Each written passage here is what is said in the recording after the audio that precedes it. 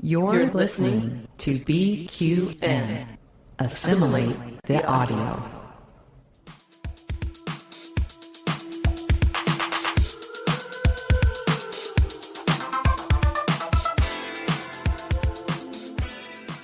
Welcome, listeners, to another episode of All Good Things, a Star Trek Universe podcast here on BQN and the Fandom Podcast Network.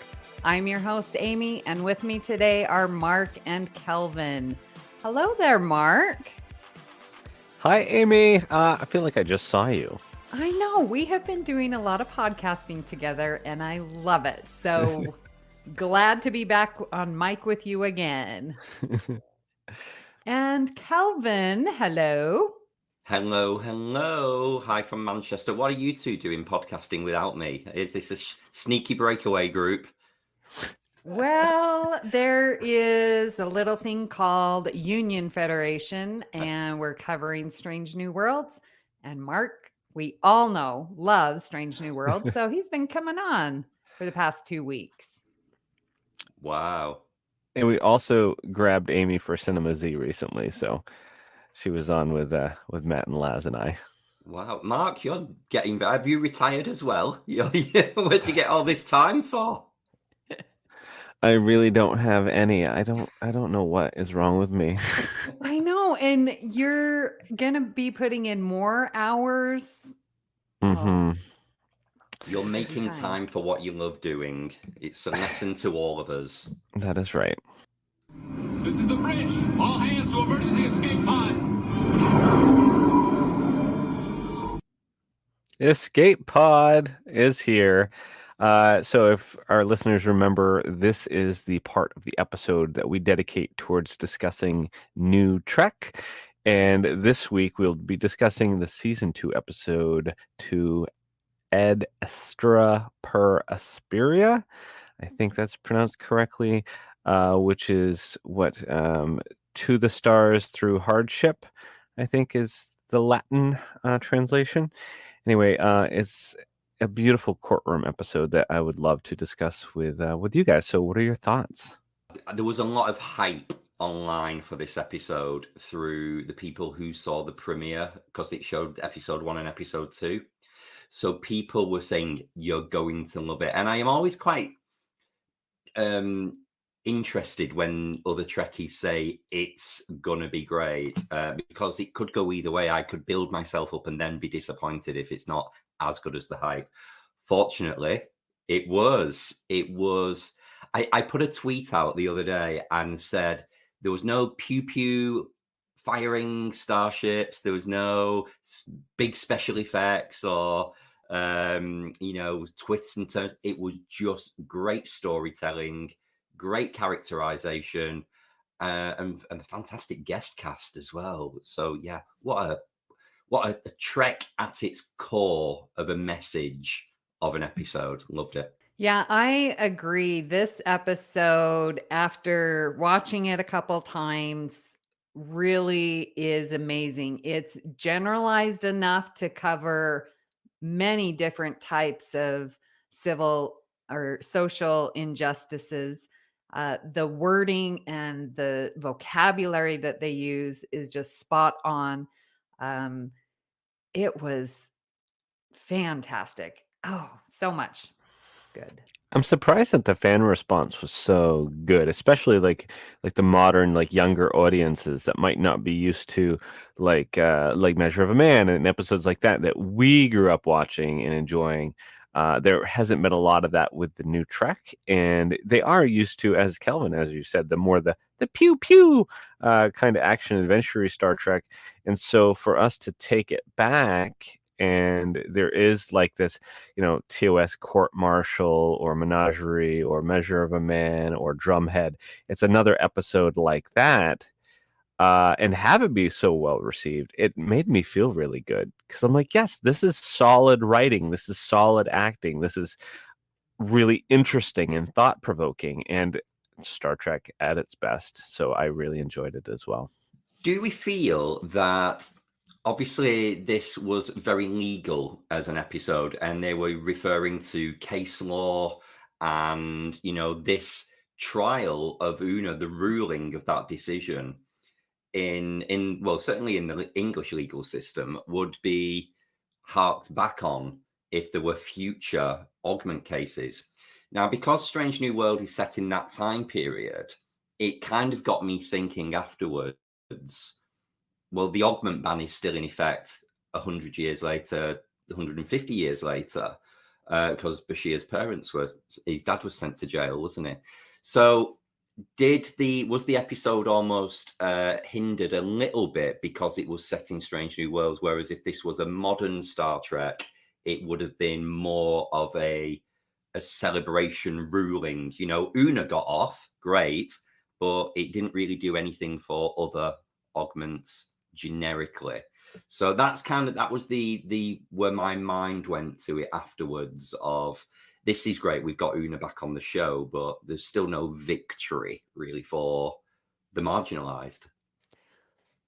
Well, I think it's sort of summed up at the end when Nira was saying, well, it's a start. You know, it's like, well, we didn't get to change the law.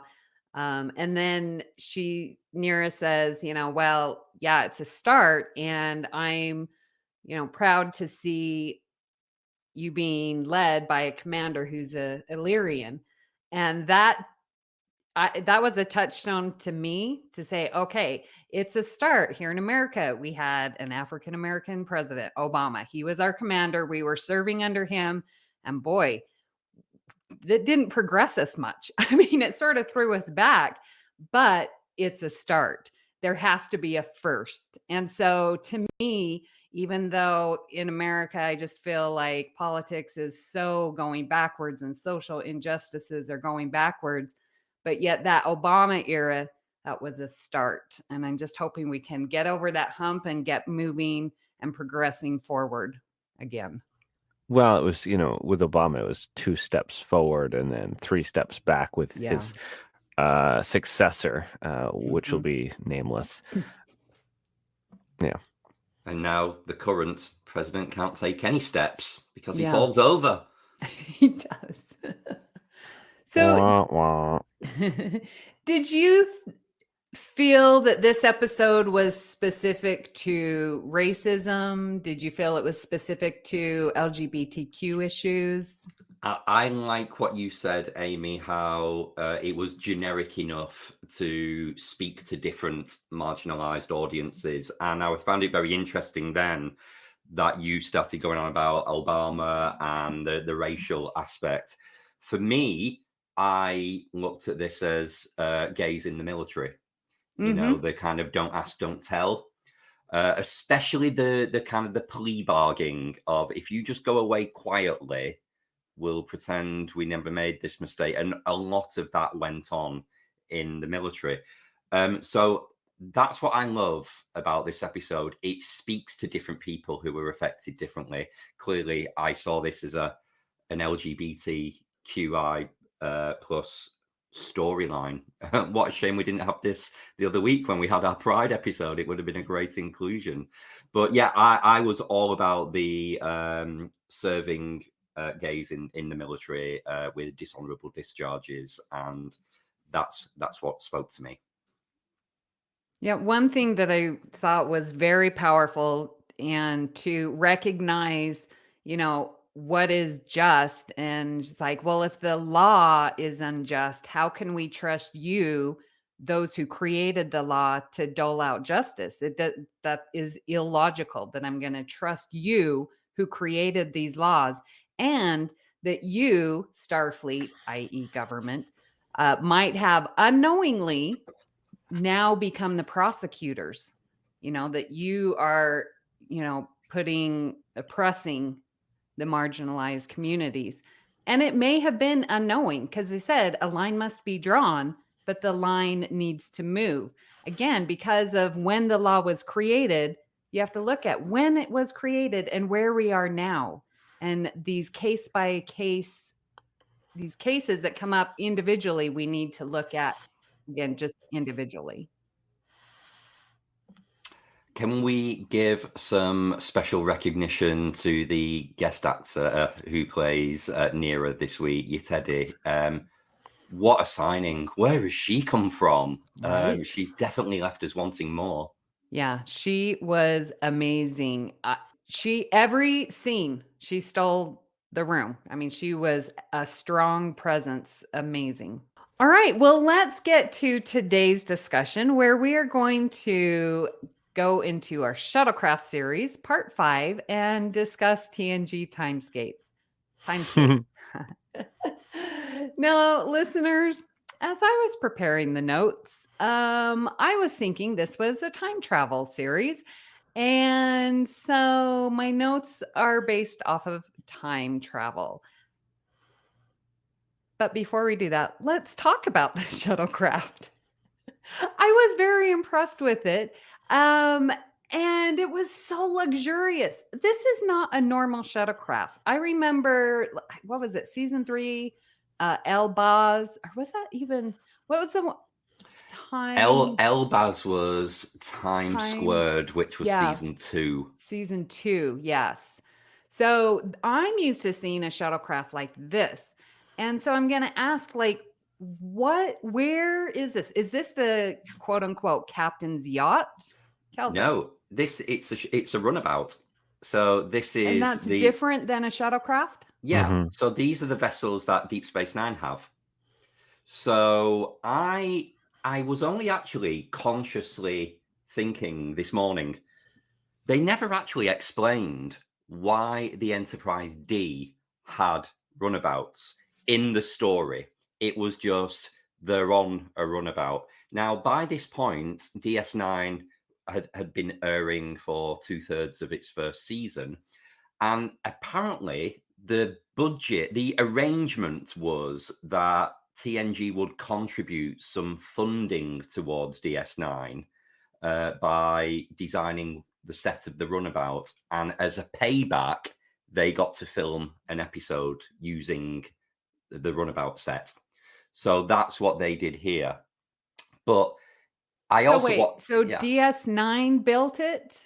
No, so TNG built the runabout kind of set and gifted that to DS9 to save them some money, but said we want to film a TNG episode with a runabout. Oh. I believe that's kind of where my head, and it might be in the companion, the notes for that, but that's what I've always heard. But it only occurred to me this morning that they never explained it in the story. And funnily enough, I watched Emissary this morning as well, the first DS9 episode. And just in the station log, it says the Enterprise has arrived and offloaded 3 runabout class vessels to us. So that's why they were in the shuttle bay. That's why we have them. Interesting. So the purpose of a runabout obviously is larger. Yeah. And they have their own dining room. So that table fits 4 very easily. Yeah. It's spacious. The back room of a runabout, I'm getting into like technical manual thing. I full disclosure, I have a weird obsession with runabouts. I love them. And I can name them all in DS9 in order. Wow. If anyone sees me at a convention, challenge me to do that. That'll be an interesting 10 minutes of your life you won't get back.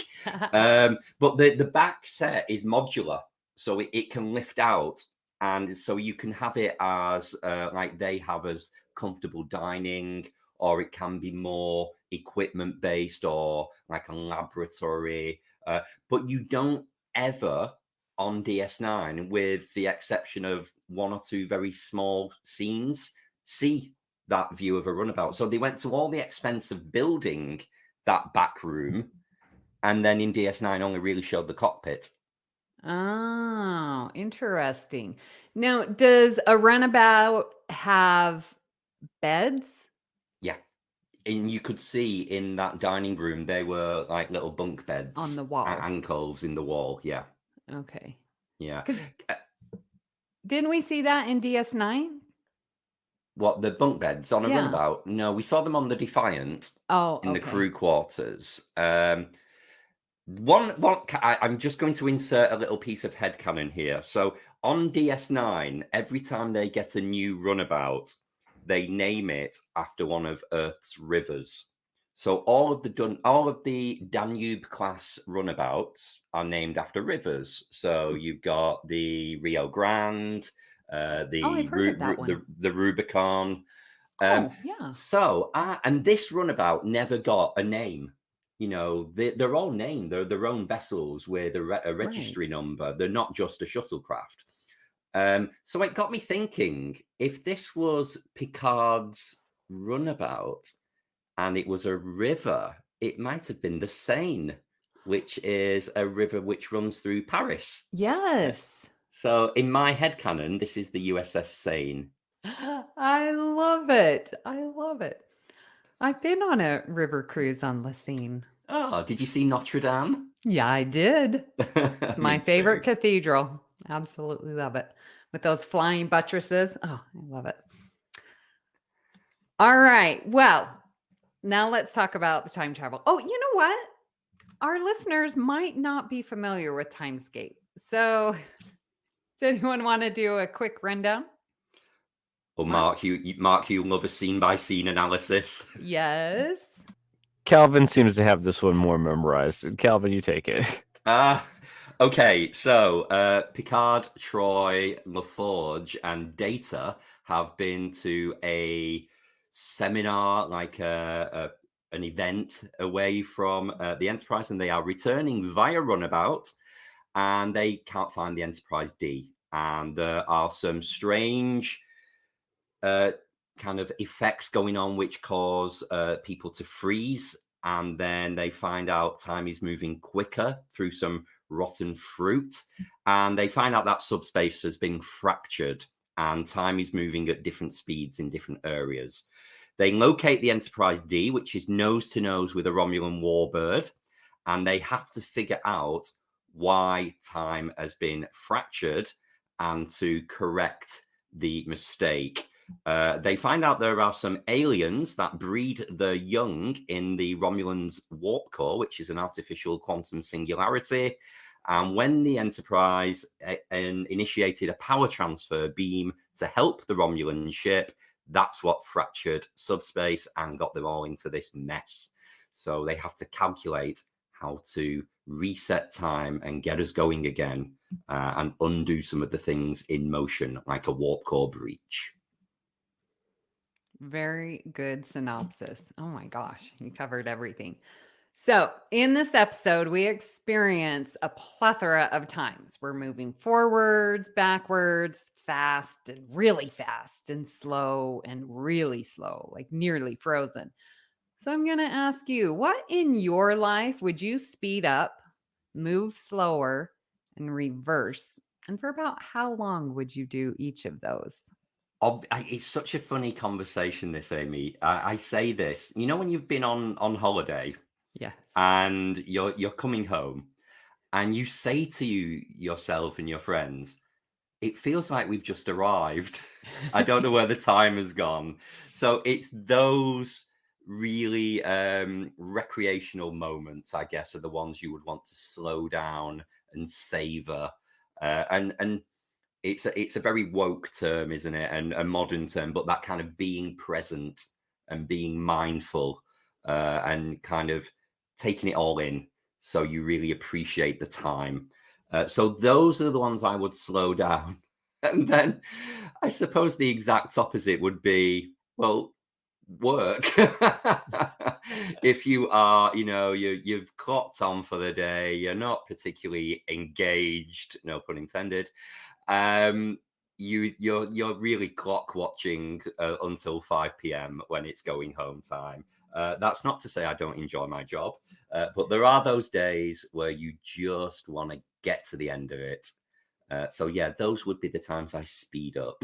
Mm-hmm. Not the most imaginative of answers, I grant you, but they are the daily ones. Is there a moment where you would reverse? Yeah. So I guess this comes to regret.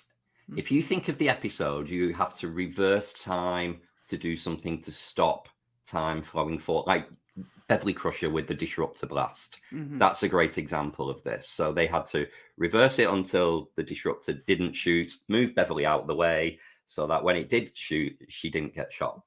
So it's all about kind of regret. So in terms of what I would undo is any period of time where I have kind of not had the results that I've wanted and I've spent too long trying. It might have been better to not bother in the first place. So in a work setting, it might have been staying in a job for longer than you were enjoying it, hoping that things would change, when if you could reverse time, maybe leave a little bit earlier or put a situation to bed. So things like that. And then obviously there's, the obvious ones like relationships and things. Sometimes you wish you could roll those back a little bit if they're not working. Well, I was thinking, like, why would I want to speed up something? Because I didn't want to endure it. And I had two things come to mind. When I was, what was I, 14, I had a horse riding accident and my arm was torn up down to the bone. I mean, the flesh was just all torn up. And I was in the emergency room and the doctor had to give me a shot in the arm to numb it. That hurt like none else. That was a sharp pain. And I was like, I am being tortured here. Can we speed this up? So I would speed it up for like 5 minutes so that they could get the shot and I wouldn't have to endure the pain for so long. But just a little bit, 5 minutes. That's all I need. Just speed that up. I don't like the pain. And I am wearing my Star Trek cruise shirt because that is a time where I would want, like you, Kelvin, to have time move slow. What was the cruise? Our first one? Was that 2020? Ours 20, no, it was only last year. So I did this year and last year. 21. 22. 22. Yeah. 21 was COVID. Yeah. Yeah. 22. That would be the cruise that I would want to move very slowly. That was a very special cruise. And reverse, this one's sort of stupid. And I don't know if I really would want to reverse it, but I was on a family vacation. We were down in Oceanside, California, and we'd rented a condo.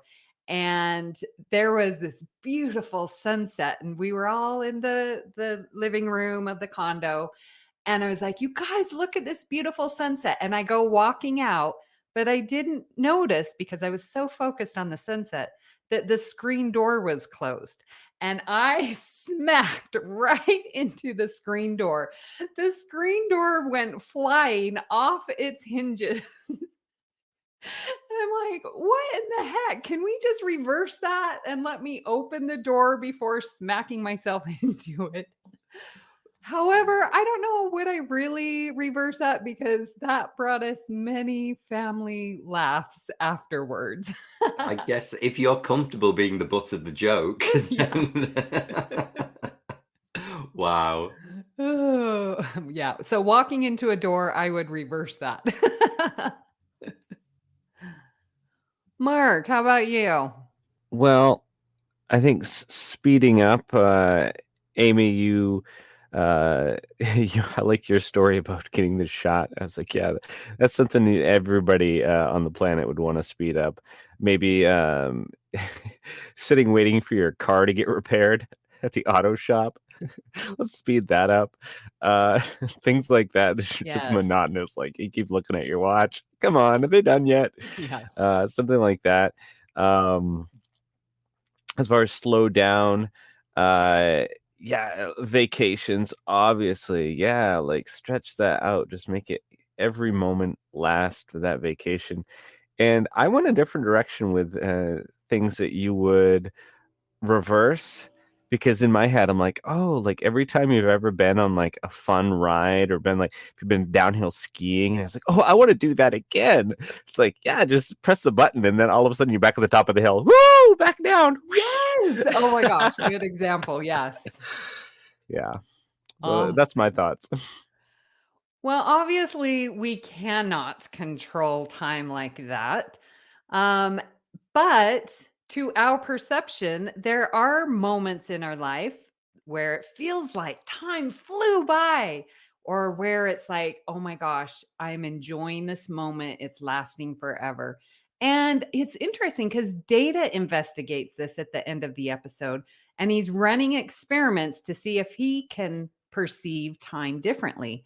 And it's a fun little thing of a watch pot never boils. And he's like, I'm doing this experiment, and every single time, like, I'll go away and do something else, or I will sit and watch it, and the water boils exactly at 57 seconds or whatever it was. So, what in your life has felt like time has flown by, or where time has stood still? Have you had any experiences like that are in your memory where it's like, oh my gosh, this moment is frozen in time? And I sort of think of it like Insurrection with Anij and Picard, where it's just like they're in the moment and it's just moving slowly. Kelvin? Yeah, not anything that specific, but as I get older, I find myself saying a lot of things that either my parents or just older people used to say, and I would kind of roll my eyes at a little bit. So they would say things like, oh, these are the best, your university years are the best years of your life, or enjoy your youth while you have it. You'll soon be old. And you just think time is eternal and you have all the time. And then suddenly, maybe it's you turn 40 and you think, wow, it's so long ago that I was at school, university, and it feels like it went by in the blink of an eye, even though it was many, many years, and often quite uncomfortable years as well, at school. But yeah, thinking back to those periods, it's like almost like it never happened. And a more contemporary one as well is when you talk to friends about the pandemic that we've just been through. It was 2 long, difficult years, but also as well, now when you look back on it, it feels like a lifetime ago. Like you'll say, do you remember when we used to do Zoom every week for like a year? Yeah, it's like, God, how did we do that? I don't know. So those are my examples of when I was in the moment, it felt like forever. But now in hindsight, looking back, it's just like a pinch of time. Mm-hmm. Mm-hmm. I was thinking what flew by for me was Star Trek Las Vegas 2016. And that was the 50th anniversary of Star Trek. And Creation had extended and added an extra day. So it was Wednesday through Sunday. They bumped the prices quite significantly, but that's another story. And I was like, oh my gosh, that is going to feel like forever to have this extra day. But oh my gosh, it flew by. That Wednesday to Sunday was insane. I'm like, how can it be over? It was so well done. There were so many activities. That was my first like really big involvement where I stayed at the hotel. Like it was a big convention for me. And I look at it and I was like, oh my gosh, that flew by super fast. Yeah. And a time that stood still are when I'm saying my goodbyes. And I have 2 very special moments. One of them, 2017 or 2018 STLV. Which one were you at, Kelvin? I was at 2019. Oh, okay. Then it had to have been 2018. Yeah, it was So 2018, and I can still remember saying goodbye to Joe and Ewan and the ugly tears coming down. And it's like we were just hugging, at the promenade, wrong, at the Masquerade bar. And it seemed like the world was going around and we were just in this embrace saying goodbye. Like time stood still. Oh, It was so sad. But also very beautiful. Yes. Well, no, not with my ugly cry. That was not beautiful. Mark, what about you? What comes to mind as far as like time going super slow is like a Friday, like every Friday. Just at work because you're like, okay, you're catching up on all the stuff you needed to do through the week. So there's a lot of work anyway. And then all you're thinking about is like the weekend. And it's like, no matter, and you keep looking at your clock and it's like, oh man, it's only been, what do you mean it's only been 15 minutes? It's been at least 45. Yes. Things like that. But yeah, Fridays just go by extra slow. And let's see, something that goes by quickly, I guess. STLV always just flies by. The last couple of years I've been there, it's like it's a blink of an eye. It's too short.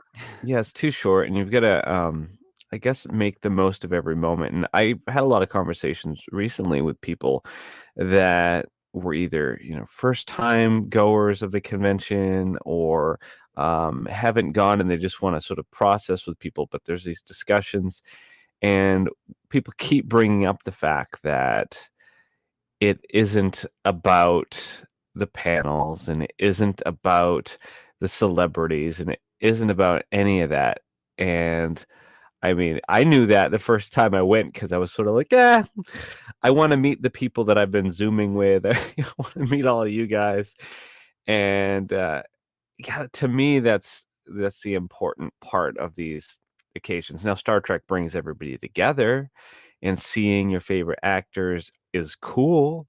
And listening to Doug Drexler talk about, design is fantastic.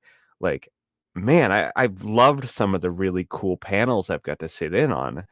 But when I think about the overall experience, that's not where my head goes. My head goes to hanging out at the Masquerade Bar with you guys. Just, the texting, okay, where are you? Oh, I'm over here. Okay, let's meet up and go do that thing. But all of the side combos, and you don't know when the day starts who you're going to end up with and what you're going to end up doing. And that's part of the fun of it. It's like, you don't over plan. It's sort of everything happens organically, and you take your time with it, and you don't stress about it. It's like, oh, maybe I'll do this thing or not do this thing, but I'm hanging out with some cool people, and that's the point. And so yeah, for me, it's like STLV always flies by, but I never regret anything. I never regret, oh, I should have went to this panel, or I should have seen that person when I had the chance. It's like, no, I know that when I was there, I was spending the time with the people that I wanted to spend time with. Very well said. Oh, yes, I feel the same way. And I enjoy the panels too, but it's the people. I would point out a lot of the effects of time at STLV and other conventions could be affected by the amount of alcohol we drink, in terms of, we don't know what time of day it is. We can't make a plan. I don't know how I got here. I mean, Amy thinks everybody's Marina Sirtis. Marina! Well, Las Vegas has mastered the we want you, or we don't want you to know what time it is. So when you're in the casinos, yeah, you have no idea. They have a fake sky. Oh, it's daytime. No, it's 2 a.m. Well, this episode also introduces a new life form. I had totally forgotten this. And we have this life form. Little life form.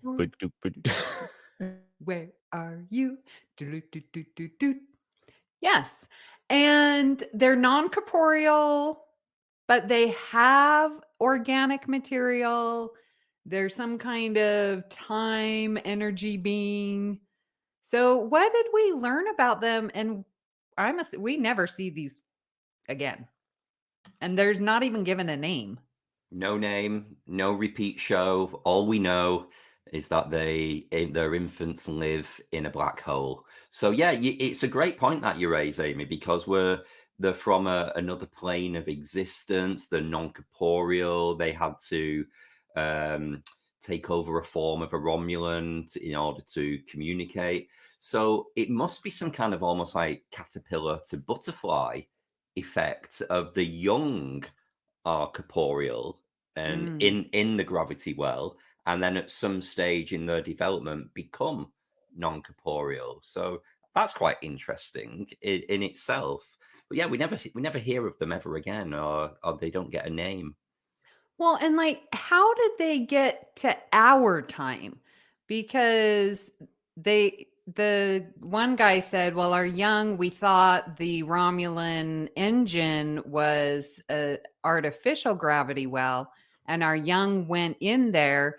And then because the power surge from the Enterprise, but then I'm like, but if the Romulan warbird is in a different time, I guess I'm a little confused by it all. Yeah, I don't think they live in a different time. I think they live in a different reality almost. So if you think to Time's Arrow, you know, when they're on Davidia 2 and Data's phasing and he's like 0.1 seconds out of phase and you can't see. I think it's more like that effect as opposed to they're from the past or they're from the future. They're just out of phase a little bit. So I think they're still in our universe. But yeah, that kind of, they can't manifest. We can't see them unless they're a little black dot in a black hole. Right. So okay. in order to be seen, they need to occupy a body. Okay, so they got into the Romulan engine very similarly as when the Enterprise got in the two-dimensional being in the Lost. Like it just was happenstance, and then the Enterprise is being pulled towards that thing. So then their young got in the Romulan, and then that's when things started going haywire. Okay. So the parents would always they breed in a black hole.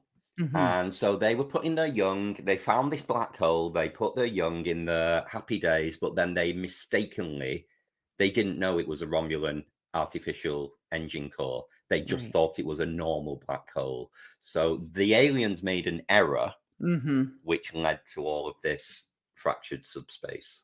And so then when like he died, he vanished because he went back to his normal state of non-corporealness. Yeah. There's a lot of holes in this part of the story, but yeah, and the very end scene as well, where it shows the Romulan warbird disappears. I'm like, what? The warbird went as well. Exactly. That's why I'm like, was the warbird in a different time or a different phase? Who knows? And hopefully all of the real Romulans had been evacuated to the Enterprise. Otherwise, they won't be coming back either. Yeah. Well, this episode I felt was very good at not judging a book by the cover. And because we've got the perspective of, as you said, Troy, Data, Geordi, and Picard, and they are investigating what's going on. And so at first glance, it looks like the Romulans firing at the Enterprise. The Enterprise is damaged, Troy points out, but the Romulan has no damage on its ship. So we're like, okay, Romulans are attacking us. That makes sense to what we know. I mean, they're at odds with each other. But when they get on the Enterprise, then the story develops a little bit more. And they're like, it doesn't look like they really did attack us. And then when they get to the Romulan ship, that's where the conclusion is, oh, yeah, they did not attack us. We were trying to help them. It's a rescue mission. And I thought, wow, that was pretty impressive to not just get a first glance and say, yep, the Romulans are wrong. They didn't. And so even with their enemy, they gave them the benefit of the doubt. What an amazing lesson that is for us. It is. in the early scene where they're still in the runabout and they're looking at the external shot of the Warbird and the Enterprise, and they say there's a second beam coming here, which we later find out is the power transfer beam. And I always recall feeling a little bit, come on, guys. I think they could have figured it out a lot quicker. Obviously, there's the storytelling and they don't want to leap to the end too soon. But I didn't believe that it took them so long to figure out what was happening there. I think, first of all, Geordie's visor Geordie and Data, knowing the Enterprise, would know that emitter emits this type of beam and it's a power transfer beam. So I think that would have been identified, first of all. And it's very late on when Troy says, did I hear someone mention power transfer? It's like, yeah, and so did half of main engineering when you were on the Enterprise D earlier. So it just, to me, it was quite clunky that, almost they did judge a book by its cover too much for our heroes. They should have got to the answer quicker, in my opinion. Mark, what do you think about this Romulan story plot? Well, I know when I was a kid, I was totally like, what are the Romulans doing? It has to be nefarious. Like, that's, kind of where my head was at.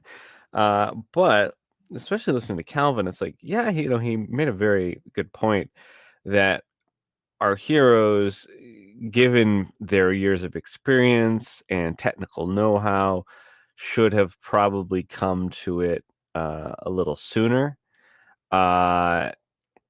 But still watching it, I love watching them figure it out, like putting the puzzle pieces together.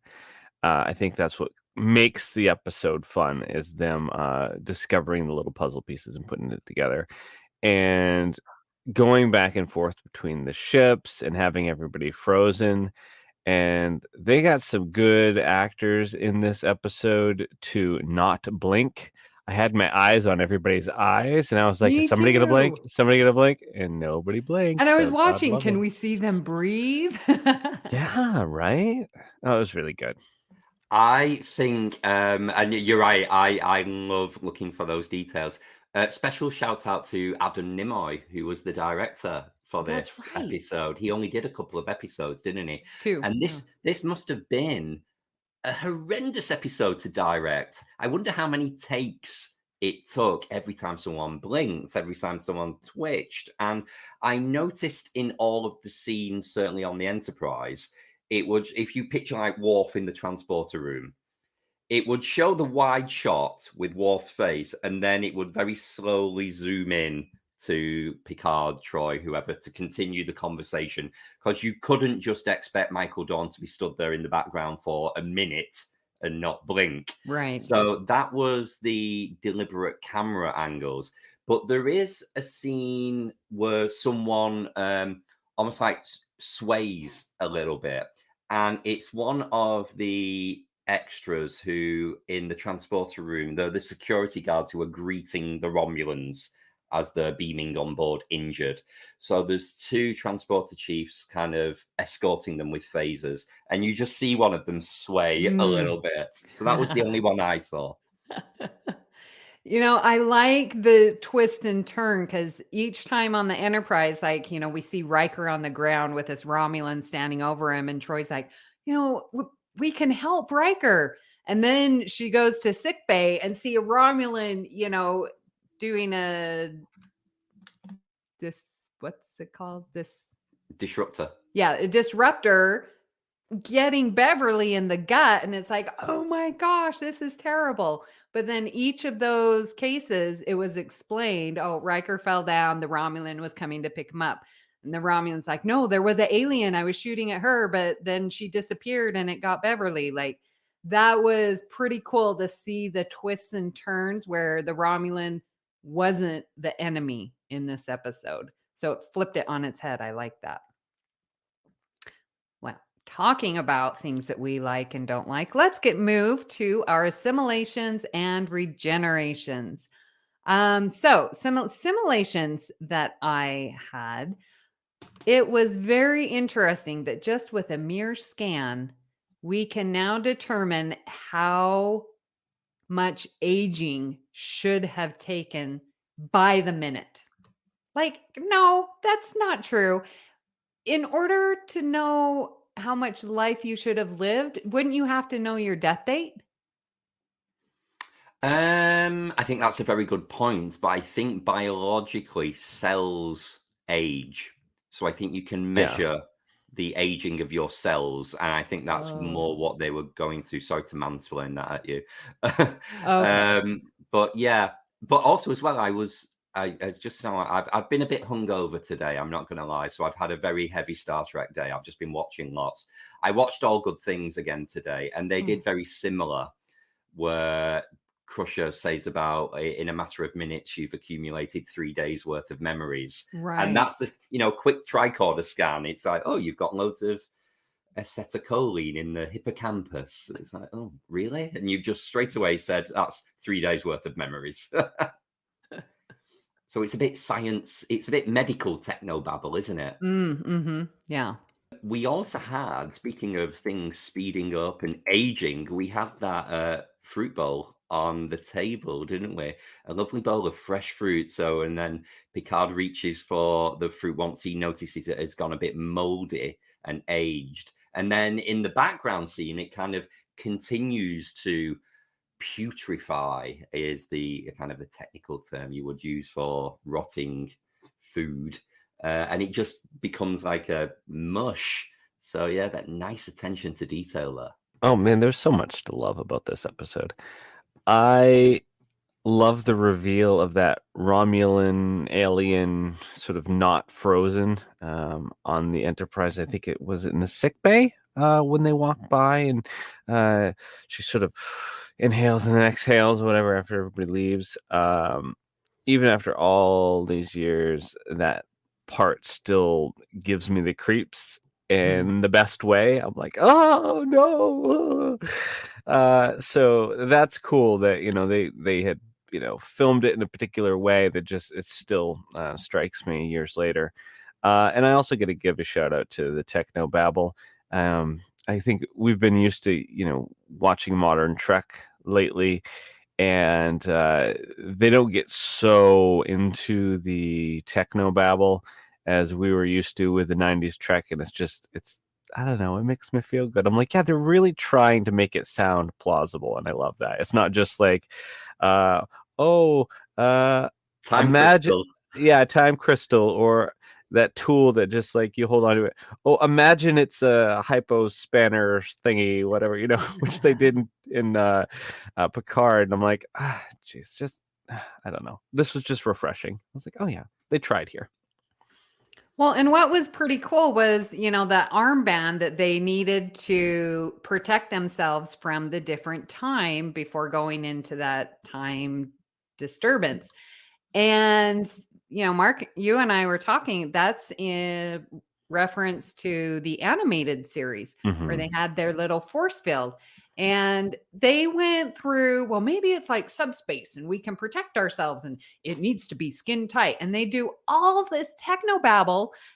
I didn't know what they were saying, but I knew exactly what they were saying.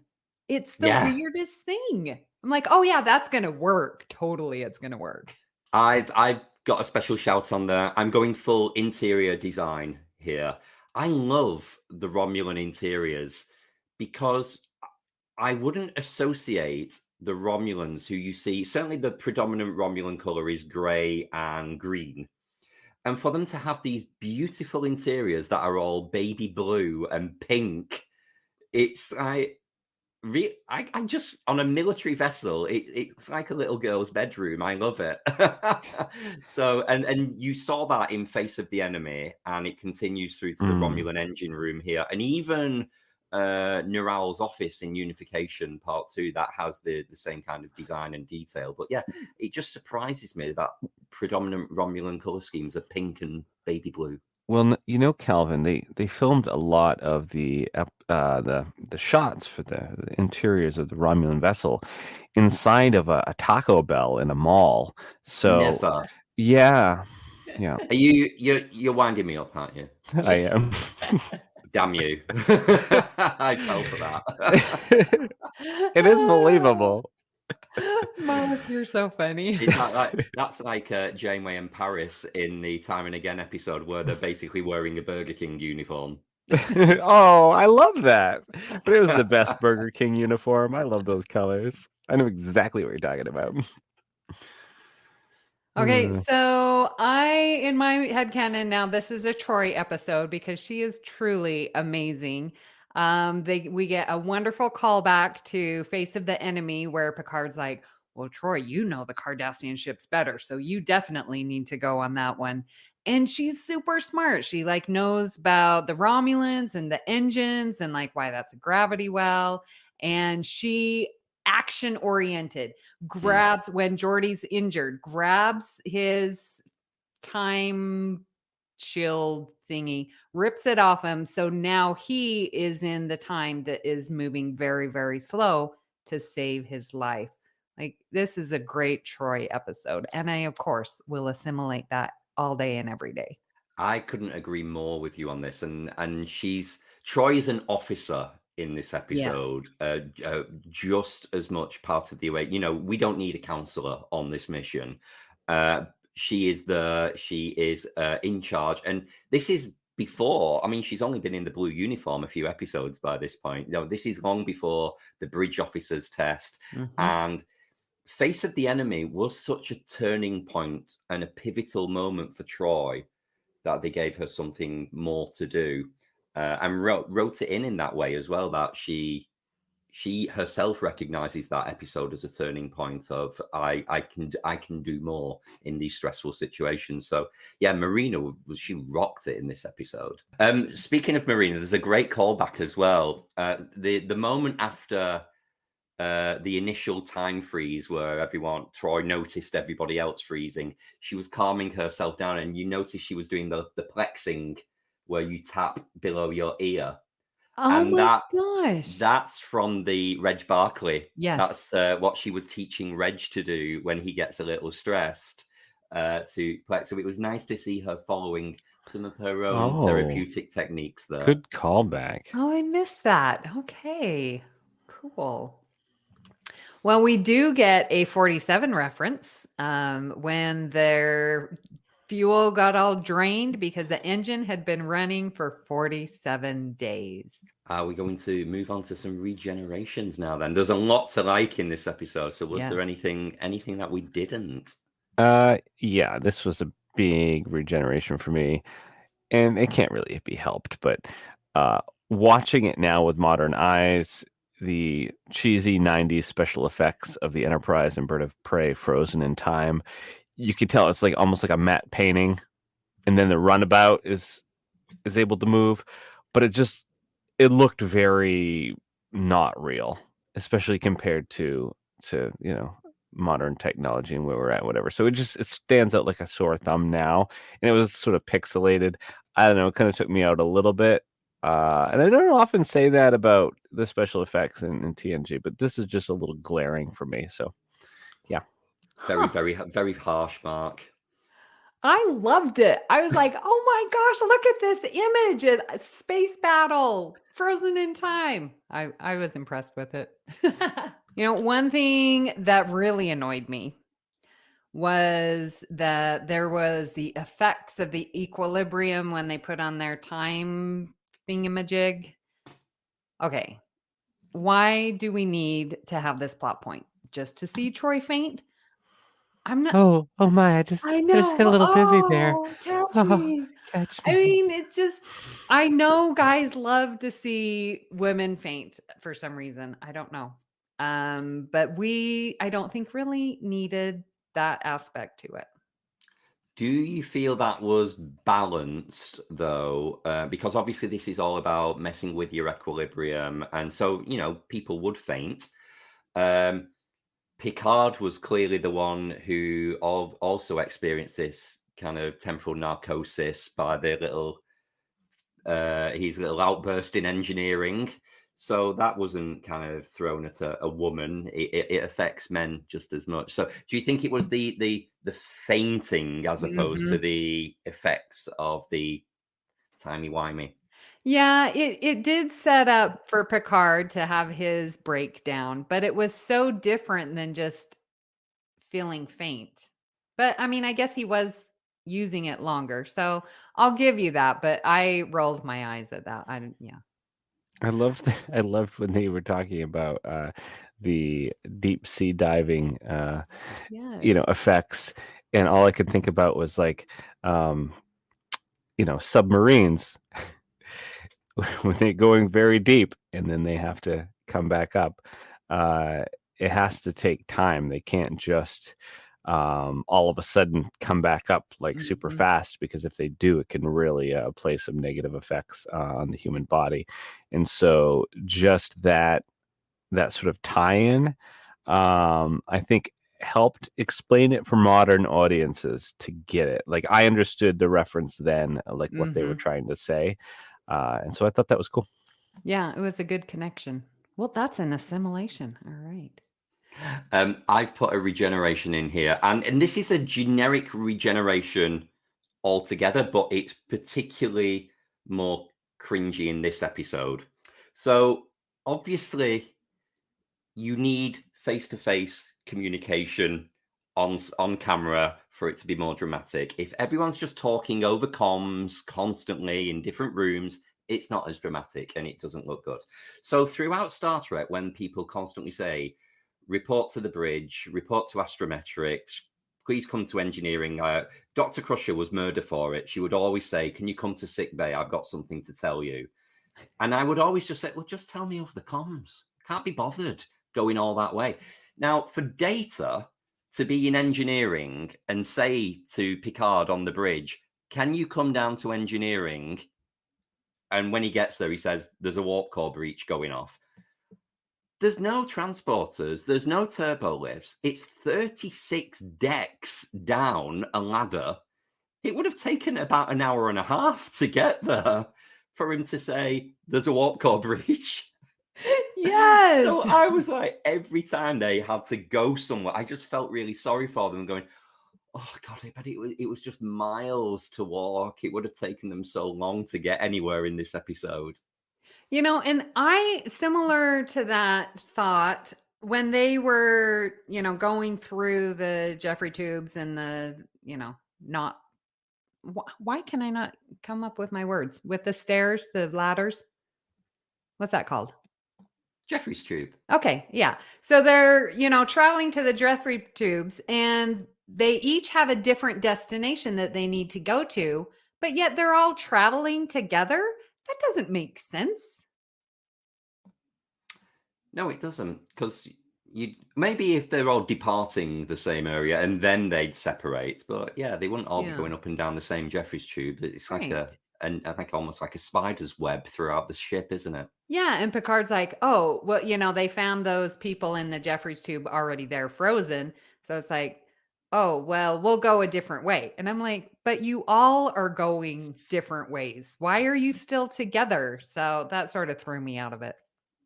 And then one other regeneration, when Picard reaches for that moldy fruit and his hand ages really fast, those stupid, fake, gross, long nails were just disgusting. They were straight out of a Claire's Accessories teen shop then. No, they were awful, weren't they? Yeah. All right. Well, let's get to our final thoughts. I'm going to go first because I really am just sad at myself for not remembering how amazing this episode is. I was texting you guys. I mean, I know, Kelvin, you were asleep, but I was like, this episode is amazing. And here it is. This is why this is an amazing episode. And I think it is one that should be shown to a first time Trekker because you are getting a new life form, which is very unique, non-corporeal. We talked about it, energy. Like we're introduced to new life form. There is time travel, and it's not just, oh, I went back in time, speeding up, slowing down, reversing. Like it is a unique way, and it covers a lot of different time. There is awesome humor in this. Come on, with Riker and Spot. Oh, that was hilarious. And Data going through watch pot never boils. And like, there's good humor. There's amazing character development. And there's a mystery to solve with aspects of horror because you're walking around and everyone's frozen and, Troy walks around a corner. Like, that's spooky horror. So, like, there's this mystery to solve. This episode has everything. One of my favorites now. Wow.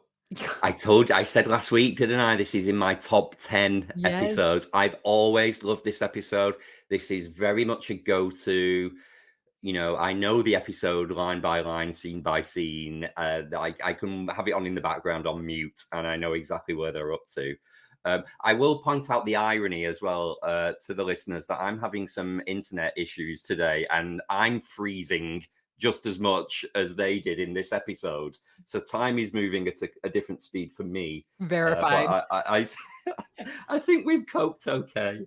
But yeah, there's that. I mean, we've not spoke about the scene around the table where they're all reflecting on the conference and, the hello, Diane. It's so, you don't see Picard telling jokes. You don't see Troy telling jokes like they do in this episode. Mm-hmm. It's so you believe that they're friends and colleagues. Yes. And because this is the penultimate episode in season 6, it's so earned this relationship and friendships that they've got after 6 years of knowing each other. So I love that. And there's some very memeable imagery in this episode that keeps coming back. I love it. Top 10. Well, I just got to echo what you guys are saying. This is one of my favorite episodes. It's a go-to. I've loved it every watch that I've had. I never really thought about it until the conversation with you, Amy, today. But yeah, it is a good introductory episode for people to sort of, you want to know what Star Trek is about. It's this. It's people working together from different backgrounds, different cultures. It is discovering new life. It's not judging a book by its cover and sort of getting to the bottom of something before you make, judgment. It's all of these things. It's using science to solve complex problems. There's just so much in this episode to love. And Kelvin, as you were saying too, it's like it's so memeable because there's some funny moments in here too, some levity that is well earned after 6 seasons. And I think about Picard too. Just when else do you see Picard being funny? He's like, he would drone on and talk like this, in one never-ending sentence. And sounds a bit like Arnold Schwarzenegger. Yeah, a little bit. But it's just like he trusted these people. They are senior officers on his ship, and if he can't confide in him this thing, he would never speak this way, like with an ensign present or something. But it's this, people top level of his command structure that he can sort of, be a little bit more honest with, a little bit more human. We're used to seeing the not flawed at all Captain Jean-Luc Picard, who can do no wrong, but here he is being a little cheeky, being a little free and loose, and a little less professional, and it was really nice to see. But yeah, it's an adventure, it's a mystery, it's fun. There's something for everybody in this episode, and I'm really glad that the three of us, we all sort of came at it the same way and really enjoyed it. I would have been surprised if one of you guys had come on and be like, well, this episode, I don't know. So I'm glad that we all landed on the same page because it's really good. How can you argue with the fact that this is a really good episode? I don't know. Very good. Well, listeners, your homework for the next week. Mark, what are they going to be doing? Ooh, next week's episode is throwing a bone to Kelvin here because we are going to be discussing some Deep Space Nine. And this is another really fun romp. Plays a little timey-wimey. And it takes place in Amy's backyard because she's, right just a couple miles from Roswell, New Mexico, where the aliens land. So yeah, it's a timey-wimey. This is Little Green Men, if you guys don't realize already. And we have that, I love that great scene where they think that one of them, like Quark, might be the mother when they're trying to figure out if they're communicating. Oh my goodness. We have some great guest stars in it. And it's really fun. It's another fun episode. And even if you don't really like Ferengi episodes, I implore you to watch this one anyway. You will enjoy it. Mm-hmm. Agreed. I can even remember this one, but I am going to watch it because, I don't remember much.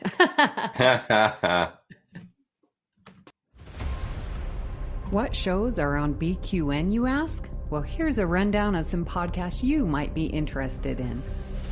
All Good Things, a Star Trek Universe podcast covering all of Trek, hosted by Amy, Mark, Christos, and Kelvin. Bargain Bin Gamer, a YouTube show hosted by Davey, a self-proclaimed gamer who specializes in reviewing and showcasing affordable video games. If you're lost in the Delta Quadrant, check out The Captain's Couch, a Star Trek Voyager podcast hosted by Jeremiah sitting on Janeway's Ready Room couch.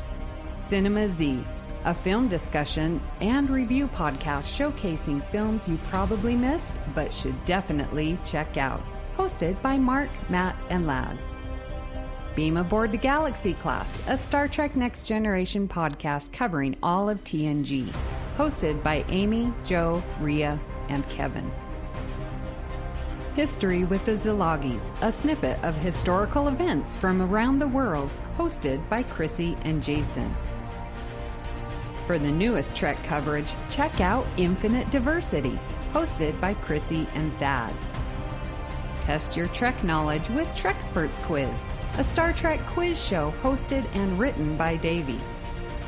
Union Federation, covering all things Star Trek and the Orville, which we all know is really a Star Trek show, hosted by Kyle, Kevin, Amy, and Haley.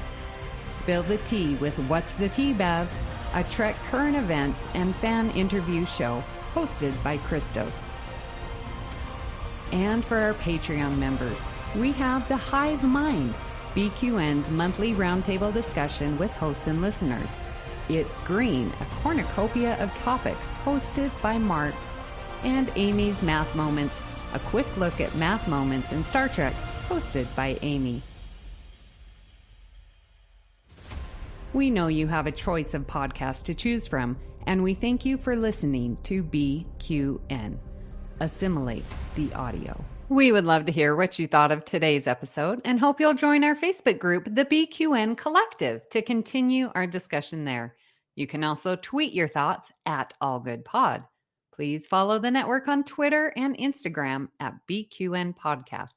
We've also partnered with our friends at the Fandom Podcast Network, where you can find us by searching their master feed. So, Kelvin, where can people find you when you're not watching a pot of water boil? That makes me sound so exciting. Thanks for that, Amy. When you're not watching paint dry. Grass grow. When I'm not doing that, you can find me on Facebook in the BQN Collective, or you can find me on Twitter and or Instagram at Kelvin's Timeline. And Mark, where can people find you when you're not assisting Dr. Mahendran with some empirical research on interspecies mating rituals? I'd help him. When I'm not doing that, you can find me in the BQN Collective Facebook page. You can find me on Twitter at MarkWhite207.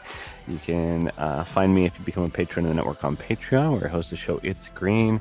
And as previously mentioned, I also host a show called Cinema Z with Matt and Laz, and we discuss some really cool movies that are special to us and we think are important to cinema. So that's definitely worth checking out.